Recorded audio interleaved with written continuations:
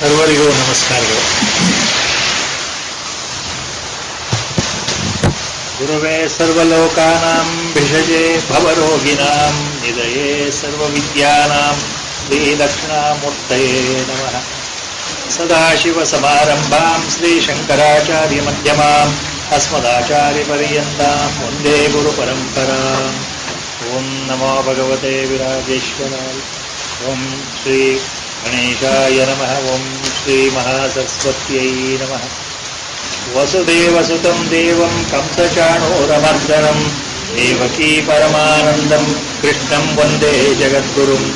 ಮೂಕಂ ಕರೋತಿ ವಾಚಾಲಂ ಪಂಗುಂ ಲಂಘಯತೆ ಗಿರಿಂ ಯತ್ಕೃಪಾತಮಹಂ ವಂದೇ ಪರಮಾನಂದಮಾಧವಂ. ನಾರಾಯಣಂ ನಮಸ್ಕೃತ್ಯ ನರಂ ಚೈವ ನರೋತ್ತಮಂ ದೇವೀಂ ಸರಸ್ವತೀಂ ವ್ಯಾಸಂ ತತೋ ಜಯಮುದೀರಯೇತ್.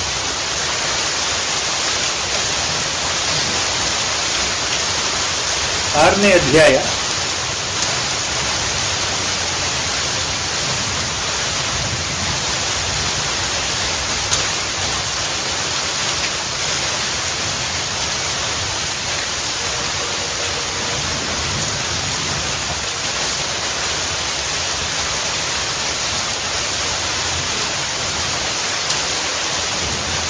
ಇಪ್ಪತ್ತೆಂಟನೇ ಶ್ಲೋಕ, ಹೋದ ಸಲದ ವ್ಯಾಖ್ಯಾನ.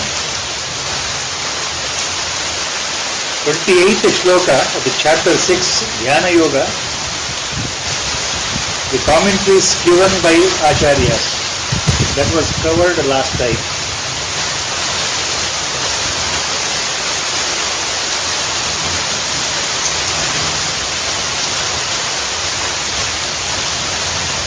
In these shlokas, Lord is explaining the ultimate reward, the ultimate purpose of our life, Parama Purushartha, Sakshatkara.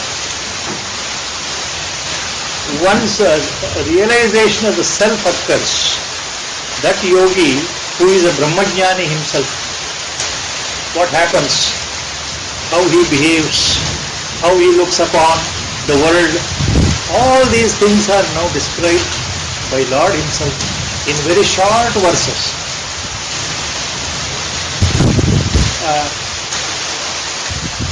ಸಾಕ್ಷಾತ್ಕಾರವಾದಂತಹ ಪರಮಯೋಗಿ ಧ್ಯಾನದಲ್ಲಿ ಆ ಅನುಭವ ಸಿದ್ಧನಾದಂತಹ ಅನುಭಾವಿ ಯೋಗಿಗೆ ಆ ಬ್ರಹ್ಮಜ್ಞಾನ ಉಂಟಾದ ನಂತರದ ಸ್ಥಿತಿ ಇದೆಯಲ್ಲ, ಆ ಬ್ರಹ್ಮಜ್ಞಾನಿಗೆ ವ್ಯವಹಾರದಲ್ಲಿ ಜಗತ್ತು ಹೇಗಿರುತ್ತೆ ಅನೇಕ ಸಂದರ್ಭದಲ್ಲಿ ಪರಮಾತ್ಮ ಹೇಳಿದ್ದಾನೆ, ಮಹಾತ್ಮರೆಲ್ಲರೂ ಹೇಳಿದ್ದಾರೆ, ಆಚಾರ್ಯರು ಹೇಳಿದ್ದಾರೆ. ಅದನ್ನೇ ಮತ್ತೆ ಮತ್ತೆ ಪರಮಾತ್ಮ ಹೇಳ್ತಾ ಇದ್ದಾನೆ. ಧ್ಯಾನ ಯೋಗದ ಫಲ, ದಿ ಅಲ್ಟಿಮೇಟ್ ಅದ್ವೈತಿಕ್ state, monistic state, how things happen from the onlooker's point of view. ಇಲ್ಲಿ the question of ego is not there, mind is not there. He is merged with Brahman, merged with the reality itself. So his behavior, that is what is being explained. So last shloka was yunjannevam sadatmanam yogi vigata kalmashah sukena brahma samsparsham atyantam sukamashmute. Sukena brahma samsparsham atyantam sukham ashnute. The highest form of Brahmananda, Nijananda or bliss, all these words are words only, every time it has been told. That is experienced by the yogi himself, Brahmajnani himself. Even experienced ಅನ್ನೋದು is a wrong word. ಬ್ರಹ್ಮಾನಂದ ಸ್ಥಿತಿಯ ಅನುಭವ ಕಡೆಯ ಹಂತದಲ್ಲಿ ಗುರು ಕೃಪೆಯಿಂದ ಅಥವಾ ಭಗವಂತನ ಕೃಪೆಯಿಂದ ಆ ಯೋಗಿಗೆ, ಎಂತಹ ಯೋಗಿ, ರಾಗದ್ವೇಷಗಳಿಂದ ಹೊರತಾದಂತಹ ಯೋಗಿ, ಪಾಪಗಳಿಂದ ಹೊರತಾದಂತಹ ಯೋಗಿ, ವಿಗತ ಕಲ್ಮಷಃ ಅಂತಲದೇ ಅರ್ಥ. ಮನಸ್ಸನ್ನ ಪರಮಾತ್ಮನಲ್ಲೇ ಇಟ್ಟಿರ್ತಕ್ಕಂತಹ ಯೋಗಿ. ಪರಮಾತ್ಮನ ಧ್ಯಾನದಲ್ಲೇ ಇರತಕ್ಕಂಥ ಯೋಗಿ ಅಂದ್ರೆ ಇಲ್ಲಿ ಎರಡೂ ಅರ್ಥಗಳು ಬರುತ್ತೆ. ಒಂದು ಮೂಲ ಅರ್ಥ ಅನನ್ಯವಾದ ಭಕ್ತಿ, ಮತ್ತೊಂದು ಅರ್ಥ ಆ ಪರಮ ಚೈತನ್ಯ ಸ್ವರೂಪನೇ ನಾನಾಗಿದ್ದೇನೆ ಅನ್ನುವ ಅರಿವು, the total awareness. That Parama Chaitanya is myself. That is the awareness.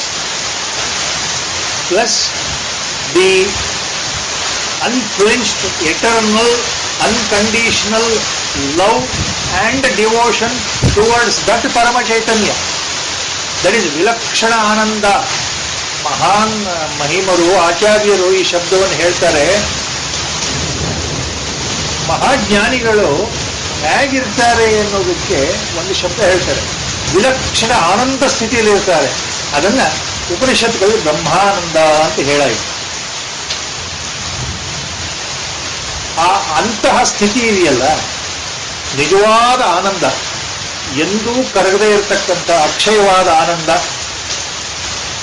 ಇವತ್ತು ಬಂದು ಮುಂದಿನ ಗಳಿಗೆಯಲ್ಲಿ ಹೋಗದೇ ಇರತಕ್ಕಂತಹ ಸುಖ, ಆ ಆತ್ಯಂತಿಕ ಸುಖವೇ ಬ್ರಹ್ಮಾನಂದ, ಅಕ್ಷಯವಾದ ಬ್ರಹ್ಮಾನಂದ, ಕರಗಿ ಹೋಗಲಾರದ ಬ್ರಹ್ಮಾನಂದ ಅಂತ ಅರ್ಥ ಮಾಡ್ಕೊಳ್ಬೇಕು. ಎಷ್ಟೇ ಆದರೂ ಶಬ್ದಗಳೇ ಆದ್ದರಿಂದ ಇದನ್ನು ವರ್ಣನೆ ಮಾಡಲಿಕ್ಕೆ ಸಾಧ್ಯವಿಲ್ಲ.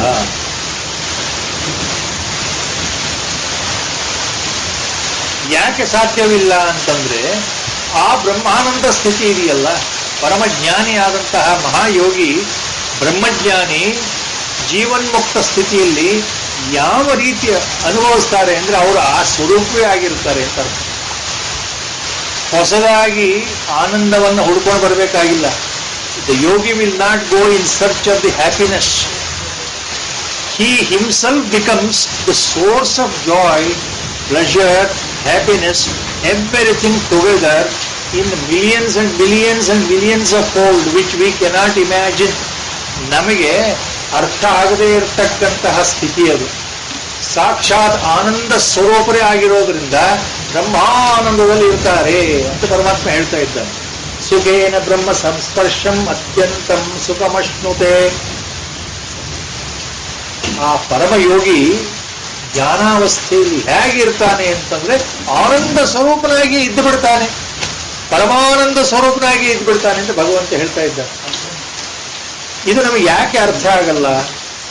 ನಮ್ಮ ಕಲ್ಪನೆ, our imagination, our mind, our intellect, till now, from the birth till now, at whatever stage we have experienced ananda or sukha in our own way.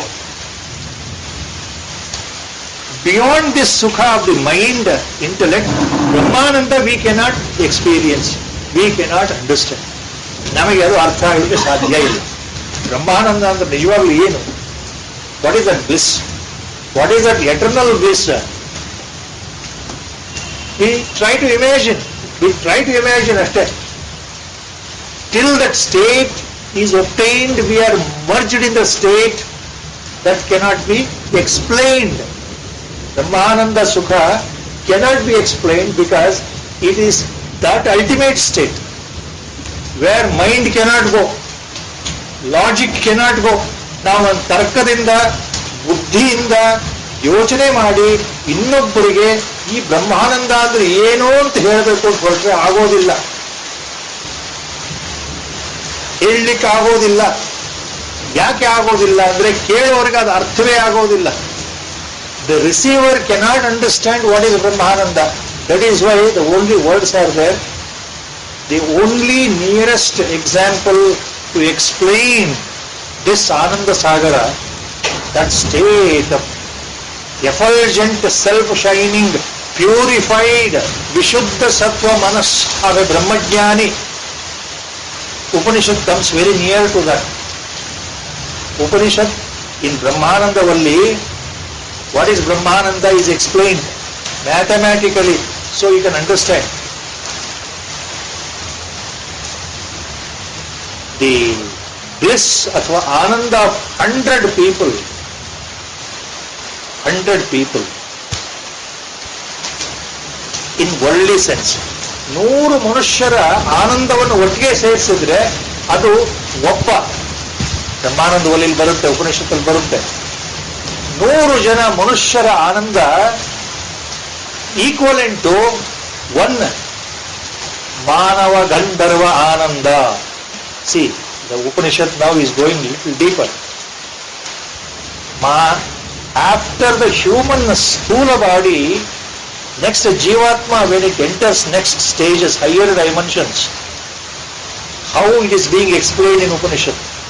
There is one category called Manava Gandharva.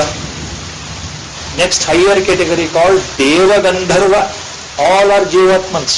Purified noble souls. After the death of the body, they enter into that stage. First Manava Gandharva, next Deva Gandharva state. Highly sattvic, highly souls who have incurred a lot of punya in this birth. ಈ ನಮ್ಮ ದೇಹ ಇರೋ ತನಕ ನಾವೇನು ಪುಣ್ಯದ ಕೆಲಸಗಳನ್ನ ಮಾಡ್ತಾ ಇದ್ದೇವೆ, ಸಾತ್ವಿಕ ಕೆಲಸಗಳನ್ನ ಮಾಡ್ತಾ ಇದ್ದೇವಲ್ಲ, ಆ ಶೇಖರಣೆ ಆಗಿದೆಯಲ್ಲ, ಆ ಪುಣ್ಯದ ಫಲವಾಗಿ ದೇಹ ಬಿಟ್ಟ ನಂತರ ನಾವು ಮಾನವ ಗಂಧರ್ವ ಆಗ್ಬಹುದು, ದೇವಗಂಧರ್ವ ಆಗಿ ಬರ್ಬೋದು, ಆ ಸ್ಥಿತಿಗೆ ಹೋಗ್ಬೋದು. ದೇವಗಂಧರ್ವಕ್ಕಿಂತ ಮತ್ತೆ ಮುಂದಿನ ಉನ್ನತವಾದ ಒಂದು ಸ್ಥಿತಿ ಇದೆ. ಯಾರು? ಪಿತೃಗಳು, means four fathers in Pitruloka. They are the next higher level ಜೀವೀಸ್ ಆರ್ ಜೀವಾತ್ಮನ್ಸ್, ಹೈಲಿ ಎಕ್ಸಾಲ್ಟೆಡ್ ನೋಬಲ್ ಸೋಲ್ಸ್. ಅತ್ಯಂತ ಪುಣ್ಯಶಾಲೆಗಳು ಪಿತೃದೇವತೆಗಳು. See, after that next higher stage is there. One more type of ದೇವತಾಸ್, higher than Pitrus, higher than our forefathers. That is called Ajanana. They are also in Pitruloka. They are still exalted souls. ಅತ್ಯಂತ ಪುಣ್ಯಶಾಲಿಗಳು. ಹೀಗೆ ಹೇಳ್ತಾ ಹೋದ್ರೆ ಗಂಧರ್ವರಾದ ನಂತರ ಪಿತೃದೇವತೆಗಳು, ಆ ನಂತರ ಅಜಾನನ ದೇವತೆ, ಆ ನಂತರ ಕರ್ಮದೇವತಾ. ಕರ್ಮದೇವತೆಗಿಂತ ಹೆಚ್ಚಿನ ಸ್ಥಿತಿ ಇರೋ ಯಾವುದು? ದೇವತೆಗಳು, what we call demigods. Varuna, Vayu, Indra, Yama, Kubera, ದೇವತೆಗಳು. ಇನ್ನೂ ಹೆಚ್ಚಿನ ಮಟ್ಟದಲ್ಲಿರ್ತಕ್ಕಂತಹ ಜೀವಿಗಳು, higher realms in swarga or in heaven, whatever names we give, invisible realms. ಅದಕ್ಕೆ ಮುಂದಿನ ಯಾರು ಅಂತಂದ್ರೆ ದೇವತೆಗಳ ಇಂದ್ರ, ದೇವೇಂದ್ರ. ಅವನಿಗಿಂತ ಹೆಚ್ಚು ಯಾರು ಅಂದ್ರೆ ಬೃಹಸ್ಪತಿ, ದೇವತೆಗಳ ಗುರು ಬೃಹಸ್ಪತಿ. ಅವನಿಗಿಂತ ಹೆಚ್ಚು ಯಾರು ಅಂದ್ರೆ ಪ್ರಜಾಪತಿ. ದಟ್ ಇಸ್ ಚತುರ್ಮುಖ ಬ್ರಹ್ಮ. ಆನಂದ ಹೇಗೆ ವೃದ್ಧಿ ಆಗುತ್ತೆ ಅಂದ್ರೆ ಉಪನಿಷತ್ ಹೇಳುತ್ತೆ, the Upanishad says 100 human beings bliss or ananda is equal to 1 ananda of 1 ಮಾನವ ಗಂಧರ್ವ. 100 such Manava Gandharva Anandas are equivalent to 1 Deva Gandharva Ananda. 100 such Deva Gandharva Anandas put together equivalent to 1 Pitru Devata Ananda. 100 such Pitrus Ananda equivalent to 1 Ajanana Devata Ananda. 100 such, go on adding that mathematically. Ajanana Devata Ananda equivalent to 1 Karma Devata Ananda. 100 such Karma Devata Ananda equivalent to 1 Devata Ananda. 100 such Devata Ananda equivalent to 1 Ananda of Indra, Devendra, the Lord of Devatas. 100 such Indras, Anandas equivalent to 1 Bruhaspati, Devaguru. 100 such Bruhaspatis Ananda put together equivalent to 1 Prajapita, Chaturmukha Brahma, Hiranyagarbha. 100 such Prajapati Ananda finally equivalent to 1 Brahmananda. ಅಂತಹ 100 ಪ್ರಜಾಪತಿ ಬ್ರಹ್ಮರ ಆನಂದವನ್ನು ಸೇರಿಸಿದರೆ ಅದು ಒಂದು ಬ್ರಹ್ಮಾನಂದ. ಇದು ಉಪನಿಷತ್ತಲ್ಲಿ ಬರೋ ರಹಸ್ಯ. ಬ್ರಹ್ಮಾನಂದ ಅಂದ್ರೆ ಏನು ಅಂತ ಹೇಳಕ್ಕೆ ಹೊರಟ್ರೆ ಅದು ಹೇಳಲಿಕ್ಕೆ ಆಗದೇನೆ only little coded forms the Upanishad has given such a vast definition. What is Brahmananda? And the same Upanishad says, a Brahmajnani, a Jivan Mukta, a Mahan Purusha, a Mukta Purusha actually enjoys that Brahmananda. Please remember. That is why a Brahmajnani is greater and greater and greater and greater and greatest than anybody else. Yakandre he is equivalent to Parabrahma only. Even Prajapati has come. Lord Brahma, creator, has come from Moola Sanatana Avyakta. Moola Parabrahma Vastu. A Brahmajnani is that Moola Parabrahma Vastu. Imagine the Brahmananda of a Brahmajnani. ಆತ್ಮ ಸಾಕ್ಷಾತ್ಕಾರ ಹೊಂದಿರತಕ್ಕಂತಹ ಆತ್ಮಜ್ಞಾನಿಗಳು, ಬ್ರಹ್ಮಜ್ಞಾನಿಗಳು ಸಾಕ್ಷಾತ್ ಪರಮಾತ್ಮ ಸ್ವರೂಪರೇ, ಅದರಲ್ಲಿ ಅನುಮಾನವೇ ಇಲ್ಲ. ಅದನ್ನು ಹೇಳಿಕೆ ಹೊರಟೆ ಉಪನಿಷತ್ತು. ಆದ್ದರಿಂದ ಬ್ರಹ್ಮಜ್ಞಾನಿಗೂ ಬ್ರಹ್ಮನಿಗೂ ಯಾವ ವ್ಯತ್ಯಾಸ ಇಲ್ಲ. ಆದ್ರಿಂದ ಆ ಬ್ರಹ್ಮಜ್ಞಾನಿಲಿರೋದು ಬ್ರಹ್ಮಾನಂದ. ಅದು ನಮಗೆ ಅರ್ಥ ಆಗೋದು ಕಷ್ಟ. ಯಾಕೆ ಅರ್ಥ ಆಗೋದು ಕಷ್ಟ ಅಂತಂದ್ರೆ ಇದನ್ನ ವ್ಯತಿರೇಕ ಅನ್ವಯದಿಂದ ಊಹೆ ಮಾಡ್ಕೊಳ್ಬೇಕಷ್ಟೆ.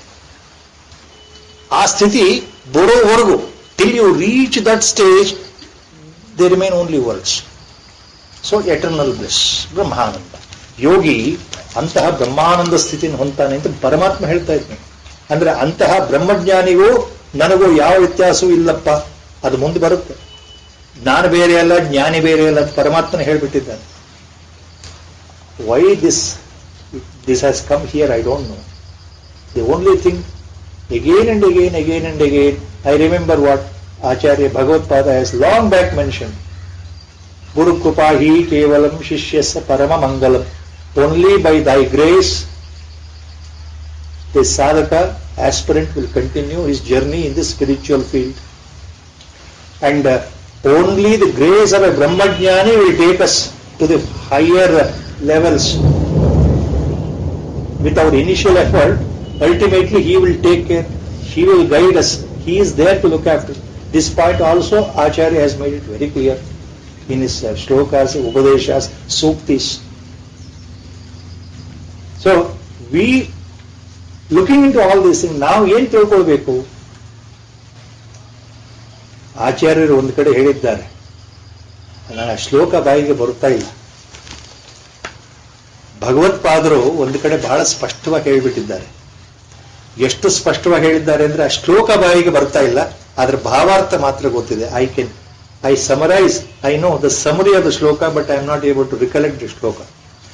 ಒನ್ ಆಫ್ ದ ಗ್ರೇಟ್ ಉಪದೇಶಸ್ of Bhagavatpada Shankaracharya Acharya is, he says, with reverence, with love, with devotion, with total bliss, he pours out the heart.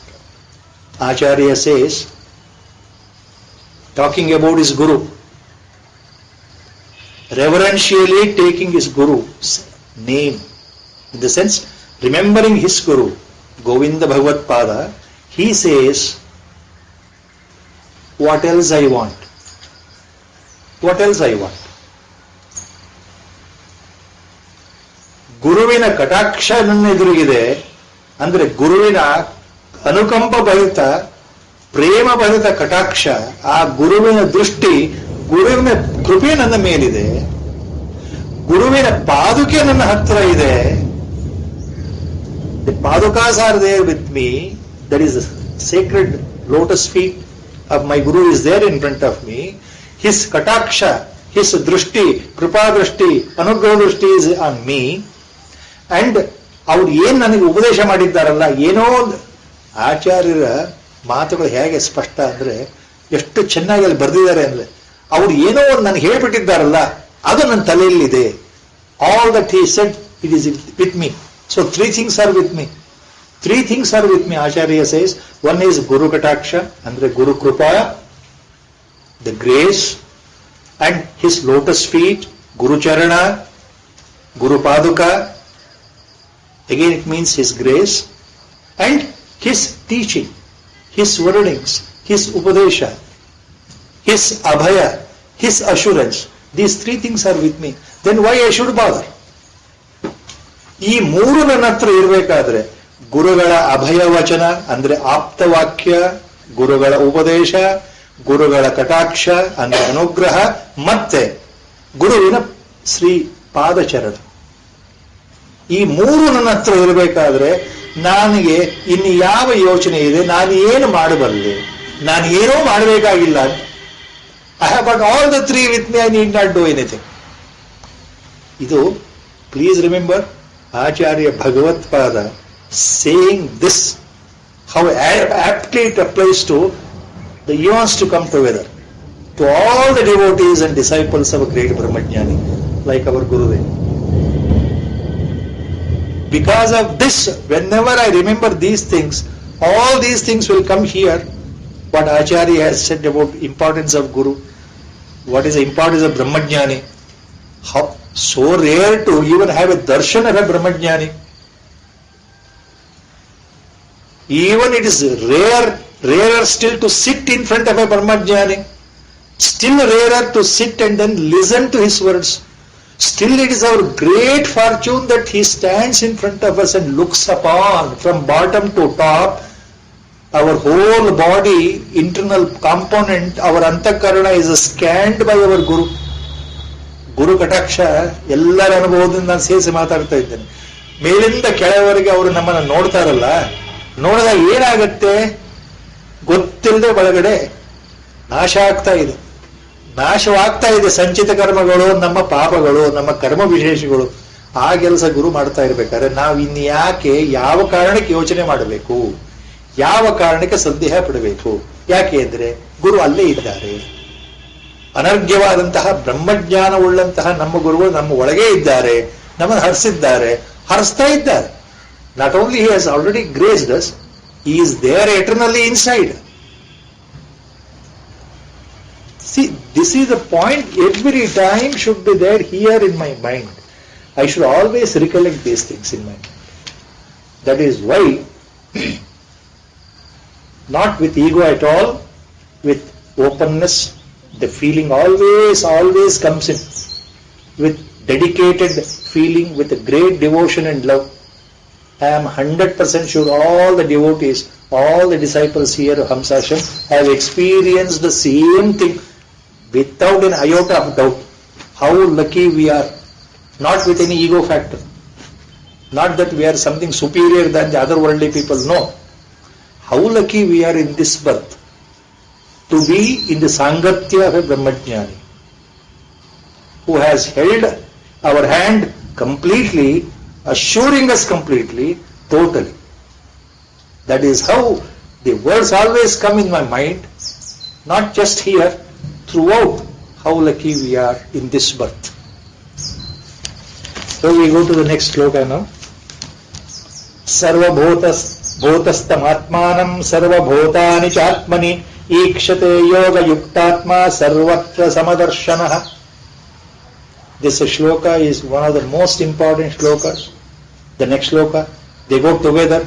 Next shloka and this, they go together. 29th and 30th, these two shlokas are together because Lord, same meaning, he has amply made it clear again in the next shloka. They go together. Yaudu?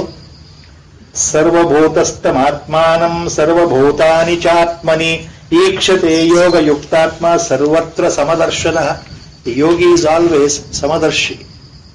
A Tattvadarshi, Brahmajnani yogi who is a Vigata Kalmashaha, who is a Vitaraga Bhayakrodaha, who is Vita Bhaya Ichha Krodaha, who is Jitendriya, who is Sanyatendriya with all the adjectives. Such a Yatachittatma yogi is Samadarshi, Lord is saying. He is always Samadarshi. His vision is of total equality. He will see always Samatva, that is Brahmatva everywhere.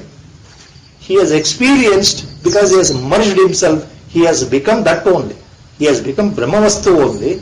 So, other than Brahmavastu, there is nothing else. Other than Paramatma, there is nothing else. That has been experienced completely. This point has completely, without doubt, has been incorporated in the purified mind. The mind like a spatika, ವಿಶುದ್ಧ ಸತ್ವವಾದ ಮನಸ್ಸಲ್ಲಿ ಆ ವಿವೇಕ ಪ್ರಜ್ಞೆಯಿಂದ ಈ ನೇರವಾದ ಅನುಭವ ಆಗಿಬಿಟ್ಟಿದೆ. ಯಾವುದು ಅಂತಂದ್ರೆ ನಾನು ಅಂದರೆ ಈ ನಾನು ಅನ್ನೋ ಈ ಸ್ವಯಂ ವಾಣಿ ಇದೆಯಲ್ಲ, ಈ ವಾಕ್ ನಾನು ಅಂತ ಏನು ಹೇಳ್ತಾ ಇದೆ ಅದು ಪರಬ್ರಹ್ಮ ವಸ್ತುವೇ ಆಗಿದೆ. ಆ ಬ್ರಹ್ಮ ಎಲ್ಲ ಕಡೆ ತುಂಬಿಕೊಂಡಿದೆ. ಸರ್ವತಾ ಬ್ರಹ್ಮಾಂಡದಲ್ಲಿ, ವಿಶ್ವದಲ್ಲಿ, ಜಗತ್ನಲ್ಲಿ ಎಲ್ಲಿ ನೋಡಿದ್ರು ಅಲ್ಲಿ ಬ್ರಹ್ಮವೇ ಕಾಣ್ತಾ ಇದೆ ಅನ್ನೋ ಆ ಸಮಸ್ಥಿತಿ ಇದೆಯಲ್ಲ, ಸಮದರ್ಶನ, ಆ ಯಾರಿಗೆ ಬರುತ್ತೆ? ಆ ಯೋಗಿಗೆ, ಆ ಜ್ಞಾನಿಗೆ ಬರುತ್ತೆ. ತನ್ನ ಆತ್ಮವೇ ಎಲ್ಲ ಚರಾಚರ ಪ್ರಾಣಿ ಪ್ರಪಂಚದಲ್ಲಿ, ಚರಾಚರ ಜೀವಿಗಳಲ್ಲಿ, ಜಗತ್ನಲ್ಲಿ ಸರ್ವತ್ರ ನನ್ನ ಆತ್ಮವೇ ಇದೆ ಅಂದ್ರೆ ಈ ಸಕಲ ಬ್ರಹ್ಮಾಂಡ, ಸಕಲ ಜಗತ್ತು ನನ್ನೊಳಗೆ ಇದೆ ಅಂತ ಅರ್ಥ. ಮತ್ತೆ one leads to other. In simple English, the famous statement in English, the yogis is all in one. The whole cosmos, the whole universe is composed of only one ultimate, supreme, supra-conscious, cosmic, divine, whatever words we use, energy or God or Paramatma or Paramachaitanya or super consciousness. All in one and one in all. The same consciousness, same Parama Chaitanya, same Brahma Vastu has pervaded in the whole creation, in the universe, in the animals, in the plants, in the living and non-living, everywhere, in the planets, stars, Akasha, wherever, whichever. It is there only. It is only one. And here, the yogi thinks that he is not different from that. He himself is existing as one unit only. He means not the body, as a consciousness, supreme consciousness. ಆ ಪರಮ ಚೈತನ್ಯವೇ ನಾನು ಅಂತ ಅಹಂ ಅನ್ನೋ ಭಾವದಲ್ಲಿದ್ದಾಗ ಸರ್ವತ್ರ ನಾನು ಏನ್ ನೋಡ್ತಾ ಇದ್ದೇನೆ ಅಂದ್ರೆ ನನ್ನನ್ನೇ ನೋಡ್ತಾ ಇದ್ದೇನೆ. ಎಲ್ಲ ಕಡೆ ನನ್ನನ್ನೇ ಕಾಣ್ತಾ ಇದ್ದೇನೆ, ಅಥವಾ ಎಲ್ಲದರಲ್ಲೂ ನಾನೇ ಕಾಣಲ್ಪಡುತ್ತಿದ್ದೇನೆ, ಅಥವಾ ನನ್ನಲ್ಲಿ ಎಲ್ಲವೂ ಇದೆ. ಈ ಎಲ್ಲಾ ಭಾವಗಳು ಅದು ಒಂದೇ ಅರ್ಥ. ಏನು ಅಂದ್ರೆ ಅದ್ವೈತ ಸ್ಥಿತಿ. ಏಕಂ ಏವ ಅದ್ವಿತೀಯಂ, ಏಕಮೇವಾದ್ವಿತೀಯಂ state. There is only one. Same thing, same point. Next shloka should go together. Both mean the same. Sarvabhutastam atmanam sarvabhutani chatmani ikshate yoga yuktatma sarvatra samadarshana. He has the unified vision. Or Lord next what he says, same thing. Yo mam pashyati sarvatra sarvam cha mai pashyati tasyaham na pranashyami sacha me na pranashyati. ಯಹ ಮಾಂ ಪಶ್ಯತಿ ಸರ್ವತ್ರ, ಯಾರು ನನ್ನನ್ನ ಎಲ್ಲ ಕಡೆ ನೋಡ್ತಾರೋ. ಮೊದಲನೇ ಹಿಂದಿನ ಶ್ಲೋಕದಲ್ಲಿ ಆತ್ಮ ಶಬ್ದ ಭಗವಂತ ಹೇಳಿದರೆ, ಈ ಶ್ಲೋಕದಲ್ಲಿ ಆತ್ಮ ಅನ್ನೋ ಬದಲು ನಾನು, ನನ್ನನ್ನು ಅಂತ ಹೇಳ್ತಾ ಇದ್ದಾನೆ. ಅಷ್ಟೇ ವ್ಯತ್ಯಾಸ. ಸಾಕಾರ ರೂಪದಲ್ಲಿರ್ತಕ್ಕಂತಹ ಭಗವಂತನಾದ ನಾನು ಅಂತ ಇಲ್ಲಿ ಹೇಳ್ತಾ ಇದ್ದಾನೆ. ಹಿಂದಿನ ಶ್ಲೋಕದಲ್ಲಿ ಆತ್ಮ ಅಂದ್ರೆ ನಿರಾಕಾರ ಸ್ಥಿತಿಲಿರತಕ್ಕಂಥ ಮೂಲ ಅವ್ಯಕ್ತ ಸ್ಥಿತಿ, ಆ ಆತ್ಮವೇ ನಾನು ಅನ್ನೋ ದೃಷ್ಟಿಯಿಂದ ಆತ್ಮ ಅನ್ನೋ ಶಬ್ದ ಬರ್ತಾ ಇದೆ. ಆ ಶಬ್ದ ವ್ಯತ್ಯಾಸ. ಹಿಂದಿನ ಶ್ಲೋಕದಲ್ಲಿ ಆತ್ಮ ಅನ್ನೋದು ನಿರಾಕಾರ ಸ್ಥಿತಿ, ಈ ಶ್ಲೋಕದಲ್ಲಿ ಬರುವ ಮಾಂ ಅನ್ನೋದು ಸಾಕಾರ ಸ್ಥಿತಿ. ಎರಡೂ ಪರಬ್ರಹ್ಮವೇ. ಪರಬ್ರಹ್ಮ ಸ್ವರೂಪ ನಿರಾಕಾರ ಸಾಕಾರ ಎರಡೂ ಒಂದೇ ಅನ್ನೋ ದೃಷ್ಟಿಯಿಂದ ಈ ಶ್ಲೋಕದಲ್ಲಿ ಭಗವಂತ ಏನ್ ಹೇಳ್ತಾ ಇದ್ದಾನೆ, ಇದು ಭಕ್ತಿಯೋಗದ ದೃಷ್ಟಿಯಿಂದಲೂ ಅಷ್ಟೇ ಮುಖ್ಯ. ಇಲ್ಲಿ ಭಕ್ತಿಯ ಸೂಚನೆ ನೀಡುತ್ತಾ ಇದ್ದಾನೆ ಭಗವಂತ. ಏನು? ಯೋಮಾಂ ಪಶ್ಯತೆ ಸರ್ವತ್ರ, ನನ್ನನ್ನು ಯಾರು ಎಲ್ಲ ಕಡೆನೂ ನೋಡ್ತಾರೋ, ನನ್ನನ್ನೇ ನೋಡ್ತಾ ಇರ್ತಾರೋ, ಎಲ್ಲ ನೋಡಿದ್ರು ನಾನೇ ಅವ್ರಿಗೆ ಕಾಣ್ತೀನೋ ಅರ್ಜುನ. ಸರ್ವಂಚ ಮೈ ಪಶ್ಯತಿ, ಮತ್ತೆ ಎಲ್ಲವನ್ನೂ ನನ್ನಲ್ಲೇ ಕಾಣ್ತಾ ಇದ್ದಾರೋ. ಕೃಷ್ಣನಾಗಿ ನಿನ್ನ ಮುಂದೆ ನಾನು ಮಾತಾಡ್ತಾ ಇದ್ದೆಲ್ಲ, ಸರ್ವಂ ಕೃಷ್ಣಮಯಂ ಅಂತ ಯಾರಿಗೆ ಅನಿಸ್ತಾ ಇದೆಯೋ, ಅದು ಸಕಲ ಬ್ರಹ್ಮಾಂಡ ವಿಶ್ವ ಎಲ್ಲವೂ ಕೃಷ್ಣನಲ್ಲೇ ಅಡಕವಾಗಿದೆ ಅಂತ ಯಾರಿಗೆ ಅನಿಸ್ತಾ ಇದೆಯೋ, ಅಂತಹ ವ್ಯಕ್ತಿ ಅತ್ಯುತ್ತಮ ನಿಜವಾದ ಯೋಗಿ, ನಿಜವಾದ ಜ್ಞಾನಿ, ನಿಜವಾದ ಬ್ರಹ್ಮಜ್ಞಾನಿ, ನಿಜವಾದ ಭಕ್ತ. ಅಂದ್ರೆ ಸಮತ್ವ ಸ್ಥಿತಿ ಇದೆಯಲ್ಲ, ಎಲ್ಲೆಲ್ಲೂ ನನ್ನನ್ನೇ ಕಾಣ್ತಾ ಇರತಕ್ಕಂಥದ್ದು ಅಂದ್ರೆ ಏನು, ಸರ್ವಕಾಲದಲ್ಲೂ ಭಗವದ್ ಧ್ಯಾನದಲ್ಲಿ ಇರತಕ್ಕಂಥ ವ್ಯಕ್ತಿ, ರಾಗ ದ್ವೇಷಗಳಿಂದ ಮುಕ್ತನಾದಂಥ ವ್ಯಕ್ತಿ, ಅಹಂಕಾರ ರಹಿತನಾದಂತಹ ವ್ಯಕ್ತಿ, ದ್ವೇಷರಹಿತನಾದಂಥ ವ್ಯಕ್ತಿ, ಎಲ್ಲರಲ್ಲೂ ಭಗವಂತನನ್ನೇ ಕಾಣುವುದು ಒಂದು ಅರ್ಥ ಏನು ಅಂದ್ರೆ, ಹಿಂದಿನ ಶ್ಲೋಕದಲ್ಲಿ ಹೇಳಿದಾಗೆ ಸಮದರ್ಶಿನಃ, ಸಮವರ್ತಿನ ಅಲ್ಲ, ಸಮದರ್ಶತ್ವ. ಸಮ ಅಂದ್ರೆ ಇಲ್ಲಿ ಬ್ರಹ್ಮತ್ವ, ಪರಬ್ರಹ್ಮತ್ವ, the godhead, the god principle, cosmic principle, whatever names. There is only one chaitanya. All other things are false, mithya only, because they appear and go. This body appears during birth and goes away after death. So it is mithya in that sense. It is not eternal. But that is eternal. I am that only. See this feeling. And that is nothing but Paramatma only. Next. I am that, and that is nothing but Supreme Consciousness. Parama Chaitanya. Vishwa Chaitanya. Mahan Shakti. Sarvajna. Omnipotent. That what we call God. ಯಾವುದನ್ನು ನಾವು ಪರಮಾತ್ಮ ಅಂತ ಕರೀತಾ ಇದ್ದೇವೆ, ಆ ಬ್ರಹ್ಮವಸ್ತುವೇ ನಾನು ಅನ್ನೋ ಭಾವ ಬಂದ್ಬಿಟ್ಟ ಮೇಲೆ ಏನಾಗುತ್ತೆ ಭಗವಂತ ಹೇಳ್ತಾ ಇದ್ದಾನೆ. ಯಾವ ಬ್ರಹ್ಮಜ್ಞಾನಿಗೆ ಈ ಅನುಭವ ಬಂತೋ, ಎಲ್ಲಿ ನೋಡಿದ್ರಲ್ಲಿ ಪರಮಾತ್ಮನೇ ಕಾಣ್ತಾ ಇದ್ದಾನೆ, ಎಲ್ಲರೊಳಗೂ ಅದೇ ಪರಮಾತ್ಮ ಇದ್ದಾನೆ, ನನ್ನೊಳಗೂ ಅದೇ ಪರಮಾತ್ಮ ಇದ್ದಾನೆ. ಈ ಸೃಷ್ಟಿಯೇ ಆತನ ಸೃಷ್ಟಿಯಾಗಿದೆ, ಸೃಷ್ಟಿ ತುಂಬ ಆತನೇ ತುಂಬಿಕೊಂಡ್ಬಿಟ್ಟಿದ್ದಾನೆ, ಆವರಿಸ್ಕೊಂಡಿದ್ದಾನೆ. ಇದು ಬರೀ ಬಾಯಿ ಮಾತಿನಲ್ಲಿ ಹೇಳೋದಲ್ಲ, ಸ್ವಂತ ಅನುಭವಕ್ಕೆ ಬಂದ್ಬಿಡೋದು. ಅನುಭವಕ್ಕೆ ಬರೋದು ಕೊನೆಯ ಹಂತ, ಜ್ಞಾನದ ಕೊನೆಯ ಹಂತ, ಅದ್ವೈತ ಸ್ಥಿತಿ. ಭಗವಂತನ ಕೃಪೆಯಿಂದ, ಸದ್ಗುರುವಿನ ಕೃಪೆಯಿಂದ ಆಗ್ತಕ್ಕಂತಹ ಆ ಅನುಭವ, ಸಾಧನೆಯಲ್ಲಿ ನಾವು ಮುಂದುವರೆದ ಹಾಗೆ ಯಾವುದೋ ಒಂದು ಕ್ಷಣದಲ್ಲಿ ಆ ಅನುಭವ ಆಗ್ಬಿಡುತ್ತೆ. ಅದ ಆಚೆಗೆ ಮತ್ತೇನಿಲ್ವಲ್ಲ, ಅದನ್ನು ಕುರಿತು ಹೇಳ್ತಾ ಇದ್ದೇನೆ ಭಗವಂತ. ಆ ಅನುಭವ ಬಂದ್ಮೇಲೆ ಮತ್ತೇನು ಇಲ್ಲ ಅಲ್ಲಿ ಮಾಡ್ಲಿಕ್ಕೆ. ಆದ್ದರಿಂದ ಅಂತಹ ಯೋಗಿ, ಅಂತಹ ಬ್ರಹ್ಮಜ್ಞಾನಿ, ಅಂತಹ ಪರಮ ಭಕ್ತ, ಅಂತಹ ಅನನ್ಯ ಭಕ್ತ, ಅವನಿಗೆ ನಾನು ಕಾಣದೆ ಹೋಗಲ್ಲ, ಅವನು ನನಗೆ ಕಾಣದೆ ಹೋಗಲ್ಲ. ಅಂದ್ರೆ ಅವನಿಗೆ ನಾನು ನಾಶವಾಗಲ್ಲ, ಅವನು ನನಗೆ ನಾಶವಾಗಲ್ಲ ಅನ್ನೋದು ಹೇಳ್ತಾ ಇದ್ದಾನೆ. ಏನ್ ಹೇಳ್ತಾ ಇದ್ದಾನೆ ಮುಂದಿನ ಚರಣ? ತಸ್ಯಾಹಂ ನ ಪ್ರಣಶ್ಯಾಮಿ ಸಚ ಮೇ ನ ಪ್ರಣಶ್ಯತಿ. This is an important line because later, as earlier it was told, later in the next coming chapters, there is a famous statement our Gurudev used to always used to tell me to remind and remember that statement. Name bhaktah pranashyati, that is a statement. Lord has given assurance. Name bhaktah pranashyati, that comes later. ನನ್ನ ಭಕ್ತರು ಯಾರೂ ನಾಶವಾಗಲ್ಲ. None of my devotee, disciple in the real sense is destroyed. Always I am there to lift them up. That is the assurance Arjuna I am giving to the entire mankind. That is what he says. Name bhaktah pranashyati. Same point now he has introduced initially in this 30th shloka. What he says later. Tasyaham na pranashyami aham tasya na pranashyami. So such a yogi, exalted yogi, I never become invisible to him because he is seeing me only everywhere. So I am always there in him. He is always watching me and he is seeing me. ಅದರ ಅರ್ಥ ಏನು? He has become me only. ಆತನಿಗೆ ನಾನು ಕಾಣದೆ ಹೋಗೋದೇ ಇಲ್ಲ. Nor he is invisible to me. I am always watching him. I am always looking him. I am always with him. Where? In the heart cave. ಆತನ ಹೃದಯದಲ್ಲಿ ನಾನು ಜಾಗೃತಾವಸ್ಥೆಯಲ್ಲಿ ಇರಬೇಕಾದ್ರೆ ಆತ ನನಗೆ ಯಾವತ್ತಿದ್ರೂ ಪ್ರಿಯ, ಕಾಣ್ತಾ ಇರ್ತಾನೆ. ಅವನಿಗೆ ನಾನು ಕಾಣ್ತಾ ಇರ್ತೇನೆ. ಇದು it's A colloquial way of talking, in the worldly way of assurance.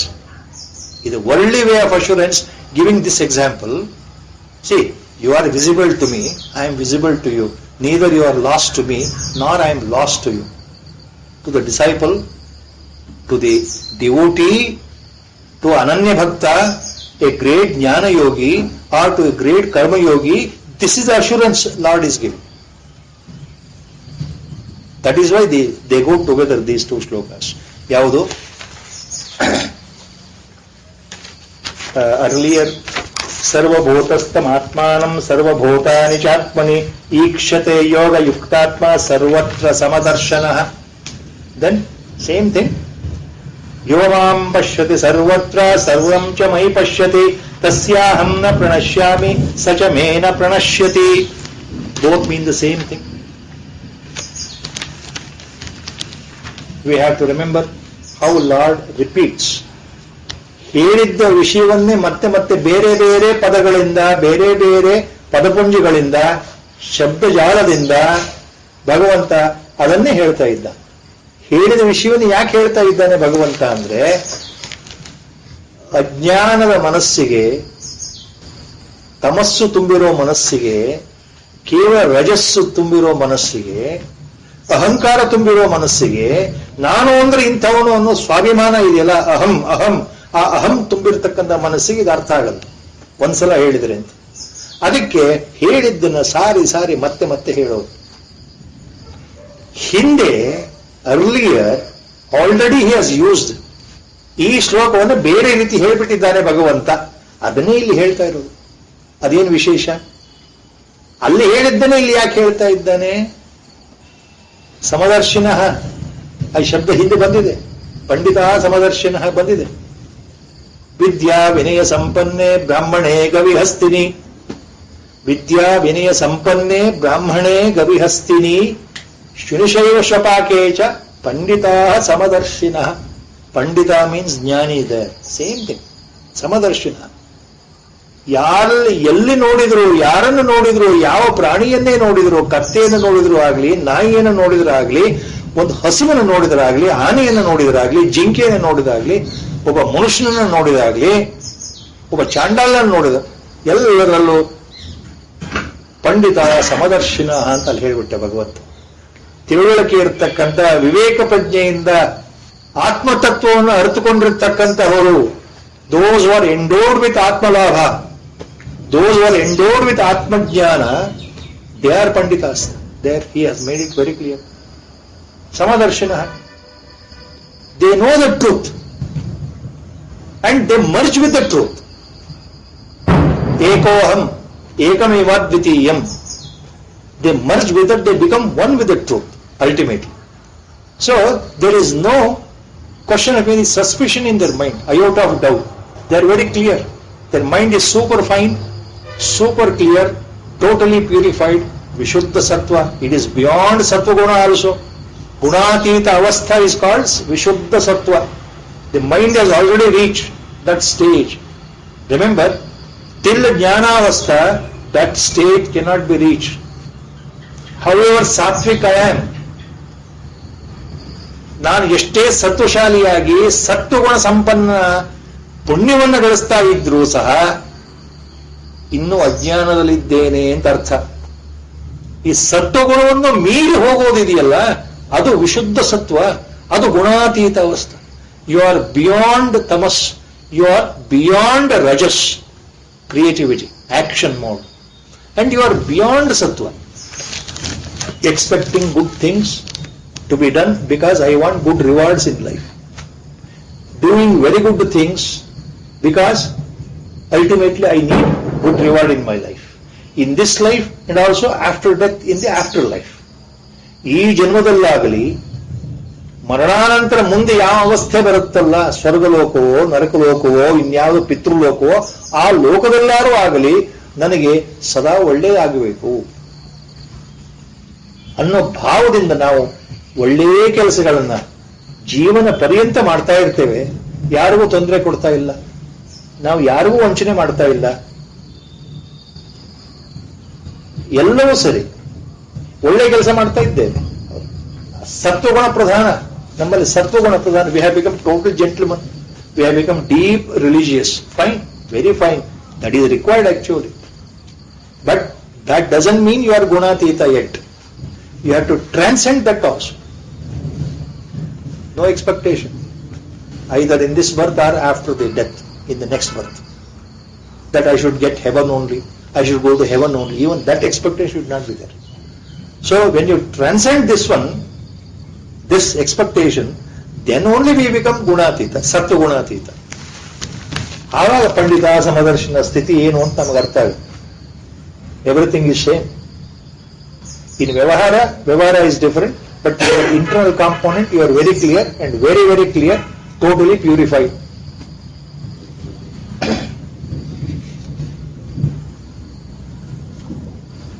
Same point what Lord has said here. ಸರ್ವಭೂತಸ್ಥಂ ಆತ್ಮಾನಂ ಸರ್ವಭೂತಾನಿ ಚಾತ್ಮನೆ ಈಕ್ಷತೆ ಯೋಗ ಯುಕ್ತಾತ್ಮ ಸರ್ವತ್ರ ಸಮದರ್ಶನ. ಎಲ್ಲಿ ನೋಡಿದರೂ ಆತ ಸಮದರ್ಶಿಯಾಗಿರ್ತಾನೆ. ಎಲ್ಲಿ ನೋಡಿದರೂ ತನ್ನ ಆತ್ಮನನ್ನೇ ನೋಡ್ತಾ ಇದ್ದಾನೆ. ಎಲ್ಲರೊಳಗೂ ತನ್ನ ಆತ್ಮನನ್ನೇ ನೋಡ್ತಾ ಇದ್ದಾನೆ. ಈ ತನ್ನ ಆತ್ಮದಲ್ಲಿಯೇ ಎಲ್ಲವೂ ಕಾಣ್ತಾ ಇದೆ. ಸಕಲ ಬ್ರಹ್ಮಾಂಡವೂ ಆತ್ಮದಲ್ಲೇ ಅಡಗಿದೆ ಅಂತ ಆತನಿಗೆ ಗೊತ್ತಾಗಿದೆ. ಇದೇ ಭಾವ. ಈಶ ಉಪನಿಷತ್ತಲ್ಲಿ, ಈಶೋಪನಿಷತ್, ಈಶವಾಸ್ಯೋಪನಿಷತ್, ಇದೇ ಭಾವ, same point is in the Upanishad also in a beautiful ಮಂತ್ರ. ಈಶಾವಾಸ್ಯದಲ್ಲಿ ಏನ್ ಬರುತ್ತೆ ಮಂತ್ರ ಅಂದ್ರೆ, ಯಸ್ತು ಸರ್ವಾಣಿ ಭೂತಾನಿ ಆತ್ಮನ್ನೇವಾನು ಪಶ್ಯತಿ ಸರ್ವಭೂತೇಷು ಚಾತ್ಮಾನಂ ತಥೋ ನ ವಿಜುಗುಪ್ಸತೆ. One point is added. ಸರ್ವಭೂತೇಷು ಚಾತ್ಮಾನಂ ತಥೋ ನ ವಿಜುಗುಪ್ಸತೆ. ಎಲ್ಲಾ ಪ್ರಾಣಿ ಪ್ರಪಂಚಗಳಲ್ಲಿ, ಸಸ್ಯ ಪ್ರಪಂಚಗಳಲ್ಲಿ, ಜಗತ್ನಲ್ಲಿ, ಚರಾಚರ ವಸ್ತುಗಳಲ್ಲಿ, ಎಲ್ಲ ಜೀವಿಗಳಲ್ಲಿ, ಅಂದ್ರೆ ಸಕಲ ಬ್ರಹ್ಮಾಂಡದಲ್ಲಿ ತನ್ನ ಆತ್ಮನನ್ನೇ ಆ ಯೋಗಿ ನೋಡ್ತಾನೆ ಅಂತಂದ್ರೆ ಆತನಿಗೆ ಎಲ್ಲಿಯೂ ಜಿಗುಪ್ಸೆ ಉಂಟಾಗಲ್ಲ. ಏನು ನೋಡಿದರೂ, ಪ್ರಪಂಚವನ್ನ ಯಾವುದೇ ವಿಧದಲ್ಲಿ ಆತ ಅನುಭವಿಸಿದರು, ಪ್ರಪಂಚದಲ್ಲಿ ಏನೇ ವೀಕ್ಷಣೆ ಮಾಡಿದರೂ, ಜಗತ್ತಲ್ಲಿ ಆತನ ಕಣ್ಣೆದುರಿಗೆ ಯಾವ ಅನುಭವವೇ ಬಂದರೂ ಆತ ಜಿಗುಪ್ಸೆ ಪಡೋದಿಲ್ಲ. ಅದೊಂದು ಎಕ್ಸ್ಟ್ರಾ ಪಾಯಿಂಟ್. ಸಚ ಪರ್ಸನ್ ಸಮದರ್ಶಿನ ನ ಜಿಗುಪ್ಸತೆ. See, when he has developed that equanimous mind, he is not disturbed. He is not affected, his mind is not affected to hear something very bad about him, to look at the suffering in the world, to look at only the sinful activity in the world, to look at only at evil people, association with the evil people only in the world. He is not affected, he is not bothered, he is not dejected, he is not disappointed. Ultimately, he knows that outer appearance, because of the mistaken identity that I am the body, people behave in evil ways, sinful ways, all ways. But inside their heart also the same Paramatma is residing. Only thing they don't know, because they are totally identifying with the body only. ಜಗತ್ನಲ್ಲಿ ತಮ್ಮ ಕಣ್ಣೆದುರಿಗೆ ಬರ್ತಕ್ಕಂಥ ಲಕ್ಷಾಂತರ ಜನಗಳಲ್ಲಿ ಎಲ್ಲಿ ನೋಡಿದರೆ ದ್ವೇಷ, ಅಸೂಯೆ, ಜಂಭ, ಅಧಿಕಾರ ಮೋಹ, ಲಾಲಸೆ, ಹೊಟ್ಟೆಕಿಚ್ಚು, ಮತ್ತೆ ಕೆಟ್ಟ ಪ್ರವೃತ್ತಿ, ಹೀನ ಪ್ರವೃತ್ತಿ, ಚರಿತ್ರಹೀನತೆ ಎಲ್ಲಾ ತುಂಬಿದೆ. ನೀಚರಲ್ಲಿ ನೀಚರು, ಅಧಮರಲ್ಲಿ ಅಧಮರು, ಎಲ್ಲರೂ ತನ್ನ ಸುತ್ತಲೂ ಇದ್ದಾರೆ, ನೋಡ್ತಾ ಇದ್ದಾನೆ. ಆದರೆ ಈತನ ಮನಸ್ಸಲ್ಲಿ ಆ ದ್ವೇಷ ಬರೋಲ್ಲ. ಈತ ನೀಚ, ಹೌದು, ಜಗತ್ತು ಹೇಳ್ತಾ ಇದೆ, ಆತನ ಕಾರ್ಯಗಳು ಹಾಗೇ ಇದೆ. ಈತ ಅಧಮದಲ್ಲಿ ಅಧಮ, ಅತ್ಯಂತ ಕೆಟ್ಟ ವ್ಯಕ್ತಿ, ಅತ್ಯಂತ ಚರಿತ್ರಹೀನ ವ್ಯಕ್ತಿ, ಅತ್ಯಂತ ಮೋಸಗಾರ, ಸುಳ್ಳುಗಾರ, ದರೋಡೆಗಾರ, ಎಲ್ಲವೂ ಗೊತ್ತಿದೆ. ಆದರೆ ಈತನ ಮನಸ್ಸಿನಲ್ಲಿ ಆತನ ಬಗ್ಗೆ ಒಳಭಾವದಲ್ಲಿ ದ್ವೇಷ ಇರಲ್ಲ. ಯಾಕೆ ಅಂದ್ರೆ ಅಲ್ಲೂ ಅದೇ ಆತ್ಮ, ಇಲ್ಲೂ ಇದೇ ಆತ್ಮ. ಆತ್ಮನೇ ಇದ್ದಾನೆ, ಆತನಿಗೆ ಗೊತ್ತಿಲ್ಲ ಅಷ್ಟೆ. ಆತನಿಗೆ ತನ್ನ ನಿಜ ಸ್ವರೂಪ ಗೊತ್ತಿಲ್ಲದೆ ಇರೋದ್ರಿಂದ he is in the mode of ajnana. He is identifying himself as a body, so he is behaving accordingly. Whatever prarabdha is there, he will face. Till the ajnana is there, he has to suffer. So brahmajnanige, realized souls, they are not affected. Neither they feel very happy, nor they feel very sorrow. They are neutral ಅಂತ ಅರ್ಥ. ಪಂಡಿತ ಸಮದರ್ಶಿನ.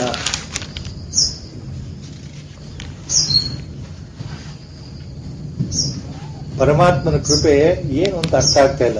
ಹೇಗೆ ಅಂದ್ರೆ, ಎಷ್ಟು ಚಮತ್ಕಾರವಾಗಿ ಶಂಕರ ಭಗವತ್ಪಾದರು ಒಂದು ಶ್ಲೋಕದಲ್ಲಿ ಬಹಳ ಗೂಢವಾದ ಉಪದೇಶ ಕೊಟ್ಬಿಟ್ರು.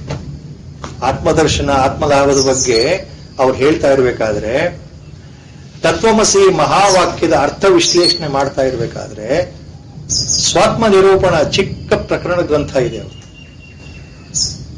A small book treatise written by Acharya Bhagavad-pada under the heading called Swatma Nirupana. In that treatise, there are some hardly 200 shlokas are there, 150 to 200 shlokas are there. He is explaining in detail the commentary of Tattvamasi, the famous Mahavakya of Upanishad. You are that. After explaining what is Tat, what is Tvam, what is Asi, all these things beautifully, elucidation,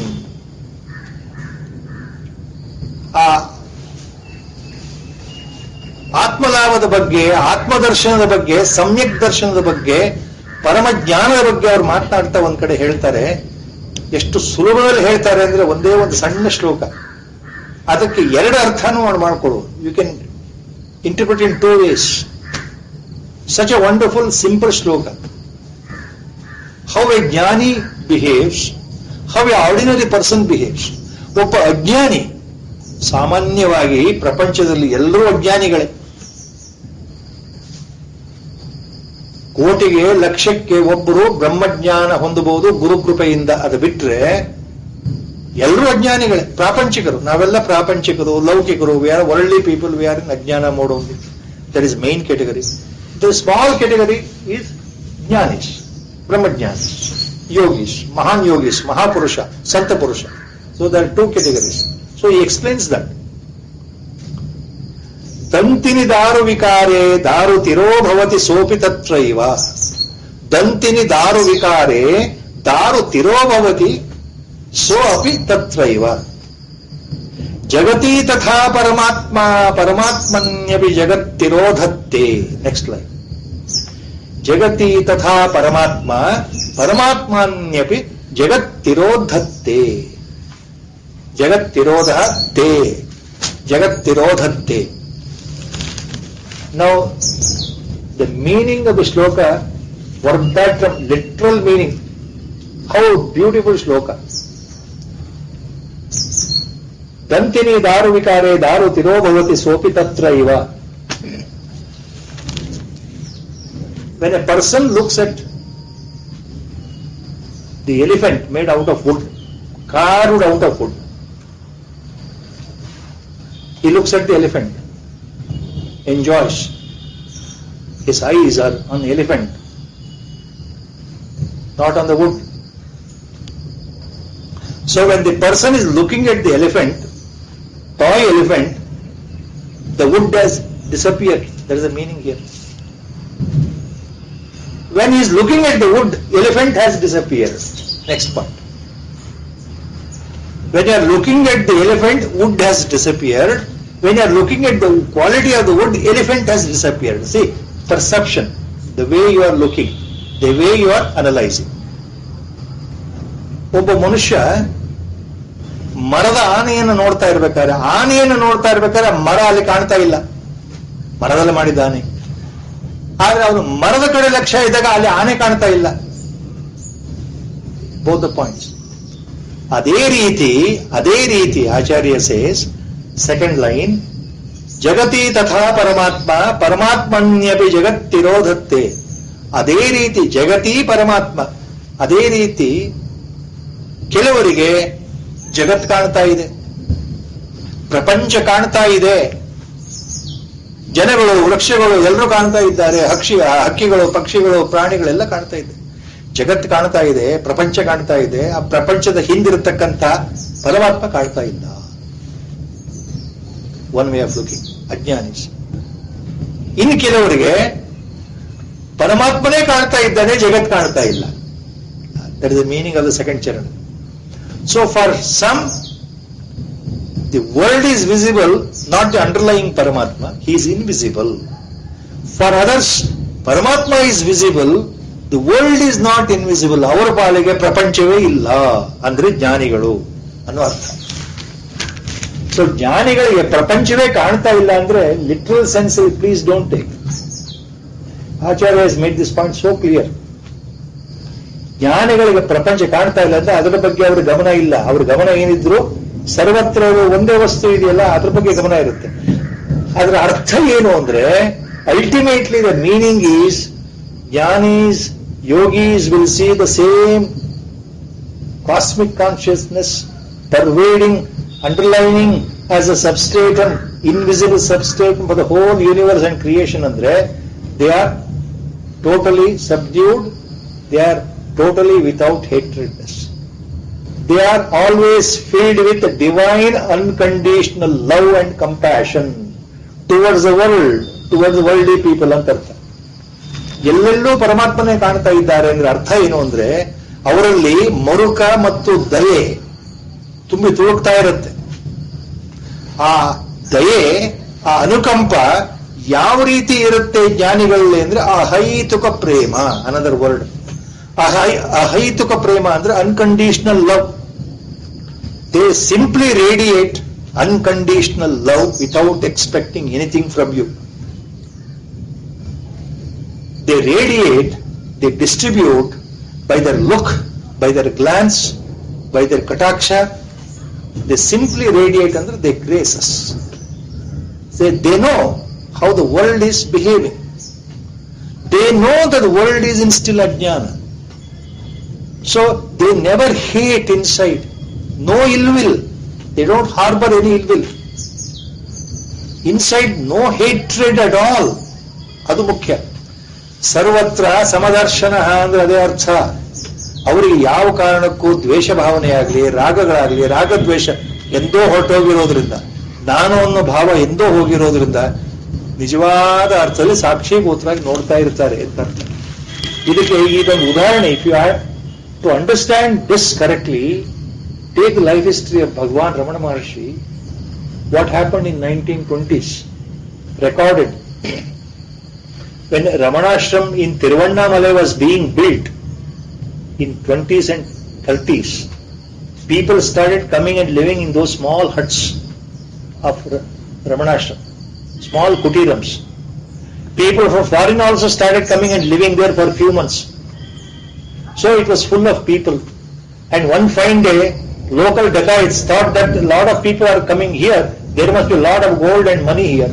So they came on a robbery spree, some 10 to 12 dacoits. The big story, known story, official story, well documented. They thrashed everybody, including Bhagavan Ramana Maharshi. They thrashed him on the left thigh and also on the neck region, backside, shoulder region. That the pain was there for the next 3-4 days for Bhagavan. He himself has narrated that. And once some of the ashramites wanted to retaliate, Bhagavan stopped them. He said, they don't know what they are doing. They are ajnanis. They have come here for the sake of money. They don't know that there is no money here. Allow them to go away. No, Bhagavan, they have hit us, they have hit you. ಅಯ್ಯೋ, ನಿಮಗೆ ಹೊಡೆತ ಕೊಟ್ಟಿದ್ದಾರಲ್ಲ, ಇವ್ರನ್ನ ಬಿಡೋದಿಲ್ಲ ನಾವು, ಇವ್ರನ್ನ ಸಾಯಿಸ್ಬಿಡ್ತೇವೆ ಅಂತ ಒಂದಿಬ್ರು ತಾವು ಕಲ್ಲುಗಳನ್ನ ಎತ್ಕೊಂಡ್ರು, rod ಎತ್ಕೊಂಡ್ರು, ಹೊಡೆದೇ ಬಿಡ್ತೇವೆ ಇವ್ರನ್ನ. Natural. See, emotions, how they run high, night time. When they saw their beloved Bhagavan being beaten, even probably I would also raise my hand. So, and then Bhagavan stopped them. He said, they are in ajnana. At least you being here, listening to my teaching, you don't be in ajnana. Don't do anything. It is bad for you. You incur your own bad karma. Beating is always bad, you know. So you don't incur. Leave it. So he pacified them. Bhagavanru ಎಲ್ಲರನ್ನು ಶಾಂತಗೊಳಿಸಿದ್ರು ಅಂತ. It is there. It is very well documented. That is exactly what Mahayogi, Paramayogi, Avadhuta, Bhagavan, Ramana Maharshi, example for Pandita Samadarshina.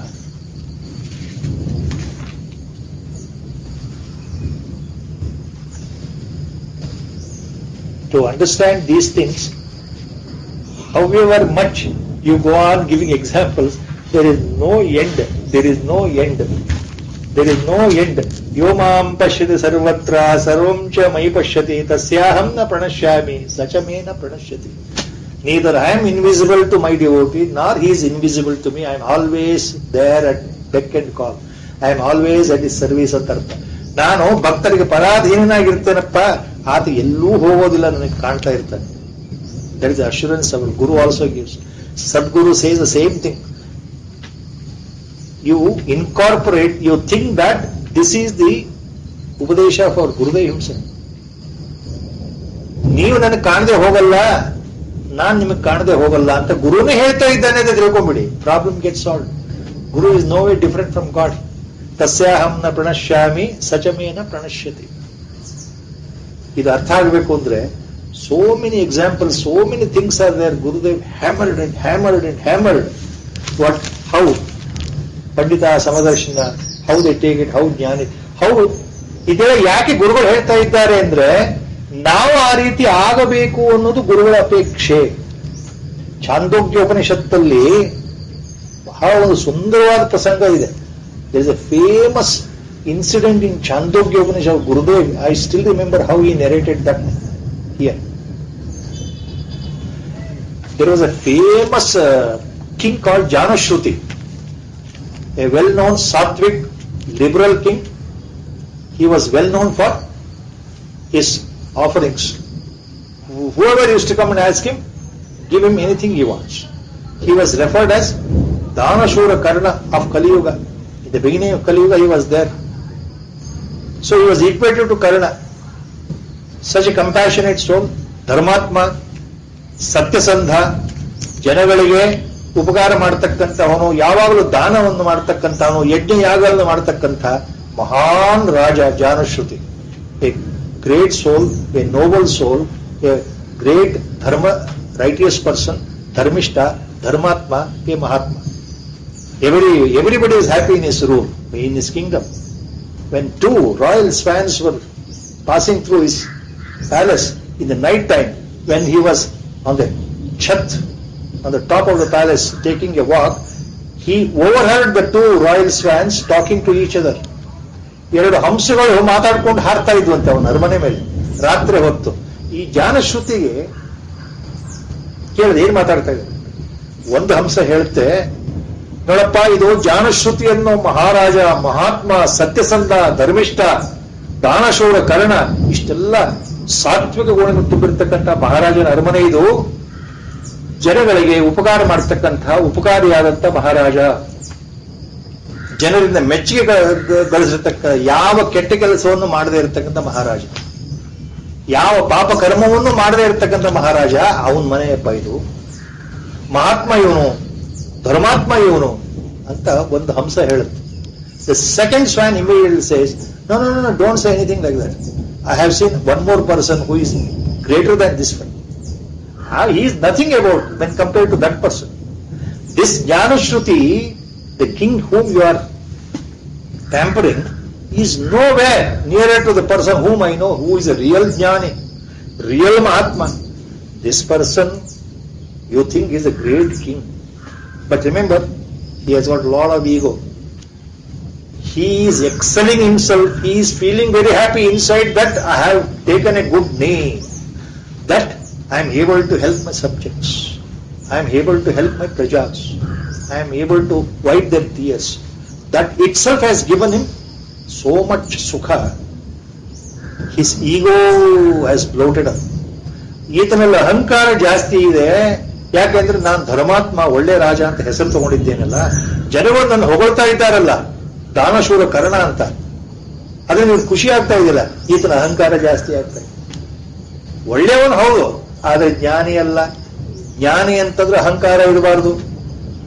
ಇವ್ರ ಅಹಂಕಾರ ಇದೆಯಲ್ಲ, ಓಹೋ ನಾನು ಒಳ್ಳೆ ರಾಜ, ಒಳ್ಳೆ ರಾಜ. So he is after name also. He is happy with a good name he has obtained from the people.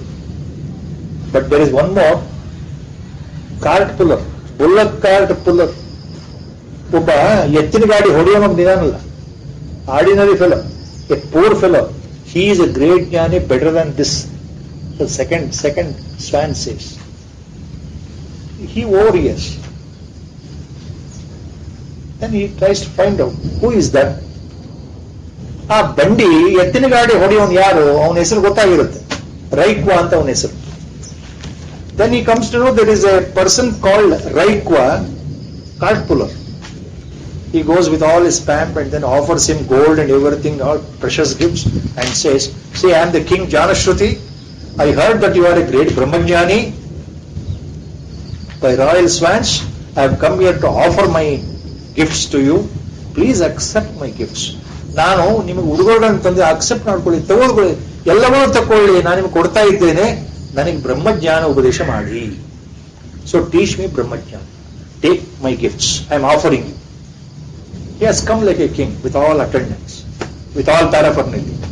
Raikwa, that ordinary, illiterate, bullock cart puller says, "You are a Ajnani. You think you are a great king. That ego has bloated you, thinking that you are above everybody. You are relishing that glory. So, you are unfit to be taught. Go." He says, "You are a great Ajnani." Then Janashruti goes back. Within next 1 month, he changes himself. Then he starts contemplating. ಒಬ್ಬ ಸಾಮಾನ್ಯ ಎತ್ತಿನ ಗಾಡಿ ಹೊಡೆತಕ್ಕಂತ ಸಾಮಾನ್ಯ ವ್ಯಕ್ತಿ ನನಗೆ ಹೀಗೆ ಹೇಳಿರ್ಬೇಕಾದ್ರೆ ನನ್ನಲ್ಲಿ ಏನ್ ತಪ್ಪಿದೆ? ನನ್ನಲ್ಲಿ ಅಹಂಕಾರ ಜಾಸ್ತಿ ಇದೆ, ನನ್ನಲ್ಲಿ ಅಭಿಮಾನ ಜಾಸ್ತಿ ಇದೆ, ಜನಗಳು ನನ್ನ ಹೊಗಳ್ಳಿ ಅಂತ ಹೇಳಿ ನಾನು ಕೆಲಸಗಳನ್ನು ಮಾಡ್ತಾ ಇದ್ದೇನೆ, ನಾನು ರಾಜ ಅನ್ನೋ ಅಭಿಮಾನ ಇದೆಯಲ್ಲ, ಅಂದ್ರೆ ದೇಹಾಭಿಮಾನ ನನ್ನಲ್ಲಿ ತುಂಬಿಕೊಂಡಿದೆ, ಆದ್ರಿಂದ ನನಗೆ ಬ್ರಹ್ಮಜ್ಞಾನ ಸಿಗೋದಿಲ್ಲ, ಇದು ದುಡ್ಡು ಕೊಟ್ರೆ ಬರುವಂತ ವಸ್ತು ಅಲ್ಲ ಅಂತ ಗೊತ್ತಾಯಿತು. So I cannot easily get brahmajnana just like that by asking. So he changes himself, transforms himself, takes up austerity measures, tapas. After few months, with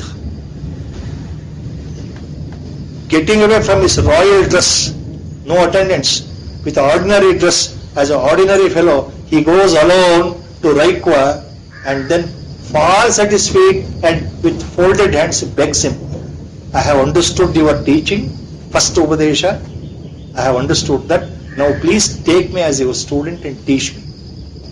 Then Raikwa understands, then he blesses him, then gives Upadesha and Brahmajnana. See the story. How a Jnani behaves, how a Atmadarshi behaves or a Samadarshi behaves. There is a story of Raikwa in Chandogya Upanishad. I have cut short all the details because the time, Guru Sankalpa is there today. We are stopping at this. Vasudeva ಸುತಂ ದೇವಂ ಕಂಸಚಾಣೂರಮರ್ದನಂ ದೇವಕೀ ಪರಮಾನಂದಂ ಕೃಷ್ಣಂ ವಂದೇ ಜಗದ್ಗುರುಂ ಮೂಕಂ ಕರೋತಿ ವಾಚಾಲಂ ಪಂಗುಂ ಲಂಘಯತೆ ಗಿರಿಂ ಯತ್ಕೃಪಾತಮಹಂ ವಂದೇ ಪರಮಾನಂದ ಮಾಧವಂ ನಾರಾಯಣಂ ನಮಸ್ಕೃತ್ಯ ನರಂ ಚೈವ ನರೋತ್ತಮಂ ದೇವೀಂ ಸರಸ್ವತೀಂ ವ್ಯಾಸಂ ತಥೋ ಜಯಮುದೀರಯೇತ್.